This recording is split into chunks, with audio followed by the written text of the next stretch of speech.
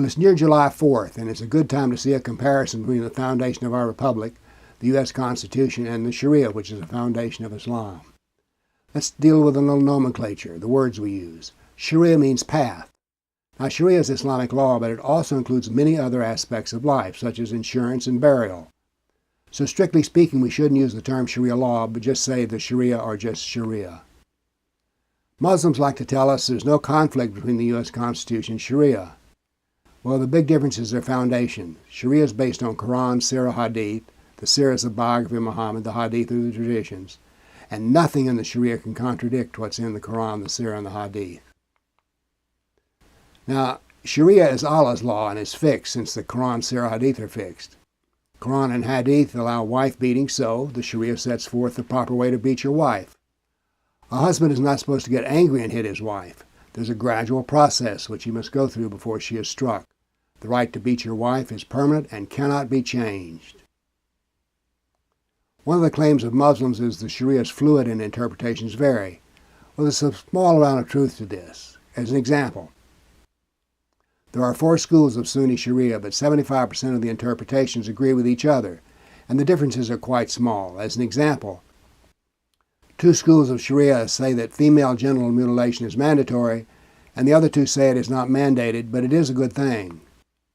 By the way, all Sharia decisions are in 5 categories: mandatory, recommended, neutral, doesn't make any difference, reprehensible, and forbidden. Now, the Muslims say that the Sharia is about religion and is of no concern to the Kafirs, that Sharia is like Jewish halakha law and the Catholic canon law. However, using the reliance of the Traveler, a manual of Islamic law, roughly 30% of the text is devoted to the 5 pillars: prayer, fasting, shahada, hajj, going to Mecca, and the zakat, the tax. So, the Sharia is only about 30% about religion. Now, for the non-Muslim, the most interesting part of the Sharia is about them, the Kafirs.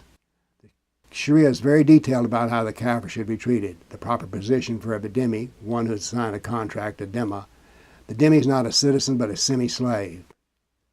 A dhimmi may not carry weapons, strike a Muslim, they have to wear special clothing, they may not own Muslim slaves, they cannot testify against a Muslim in court. A slave owned by a Muslim can be treated well, but a dhimmi is supposed to be humiliated. I found this particularly interesting. Sharia lays out the details of jihad. Now, you have heard that jihad is struggle, and that is true, but it is certainly not holy war. And there are many different kinds of jihad, but the Sharia says jihad is a communal obligation for the purpose of fighting Kafirs and converting them. And in jihad, when a woman or child is captured, they become slaves and can be raped. There's no retaliation for a Muslim killing a Kafir. And under the heading of religious freedom, the Sharia says that apostates should be killed. The ethics of Sharia are dualistic: one set of laws for Muslims and a separate set for Kafirs. The Islamic argument is our Constitution is man-made, but the Sharia is made by God. That sounds good. Seems like God ought to be able to do a better job than a human. Take slavery. Slavery was allowed under the original U.S. Constitution, but it was amended such that slavery was made illegal. Islamic doctrine allows slavery, and there's no way to change it. The Sharia is not adaptive, but permanent. The U.S. Constitution and Sharia are the measure of 2 different civilizations. Sharia is fixed and based on Quran, Sirah, Hadith. The Constitution is based on the ethics of the Golden Rule. As an example, all people are equal before the law, and is adaptable by the use of amendments. An example of the adaptation is slavery. It was first allowed, but then moral consideration, who wants to be a slave? Led us to the Civil War and an amendment to end slavery. Sharia is stuck and just denies it today. Slavery is still practiced in Africa. What is important to realize is Sharia is being implemented a step at a time under the heading that Sharia is just a religious law. Impossible for the Kafir to understand. And we're not to worry about it. But we should worry, and we should ask every Muslim and every political candidate who's a Muslim questions about such as this.